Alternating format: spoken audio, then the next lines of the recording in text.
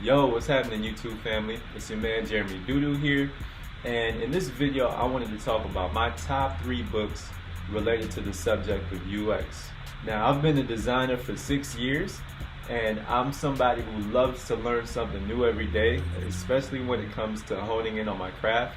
I feel like there's still so much more that I can learn as a UX designer. The fact that you have to be a self-starter and be proactive in the subjects that you learn as a UX designer is one of the things that keeps me engaged and keeps me motivated, and something that gives me a lot of passion as a UX designer. The books that I'm going to reference for you guys, I feel like these are the kind of books that if you're just starting out, they're going to set a foundation for the kind of mindset that you have as a UX designer. So let's get into it. One of my favorite design books of all time, and the first book that I'm going to recommend to you guys, is called Don't Make Me Think, and it was written by a guy named Steve Krug. The book was written over 20 years ago, but a lot of the content is still relevant to today.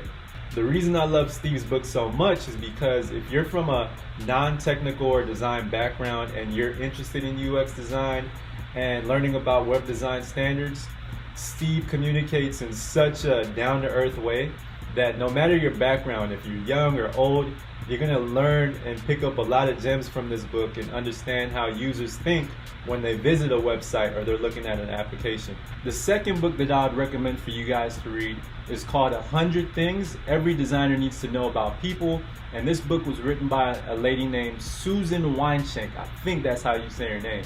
The reason that I would recommend this book is because if you're a self-taught designer like myself and you didn't go to a design school or have some kind of design education, this book is going to give you a solid understanding of basic design principles, and you'll start to see that by knowing the basics, there's so much that you could do. You could take a better picture, you can create a better logo, or you can even design a home space like myself. Or if you're into architecture and you want to start learning about architecture, you'll see that by understanding the basics of those principles, you'll start to see that those principles span across a wide range of creative fields. So if you're looking back at me, there's 2 vases. I have a smaller vase and a larger vase, and then there's a wooden carving at the top. But the principle that I use there is called the golden ratio, or the rule of thirds. You can look those up if you're interested. But I feel like when you understand the basic principles of design, it's kind of like learning a new language. When you know the basics, you can start to have conversations with people.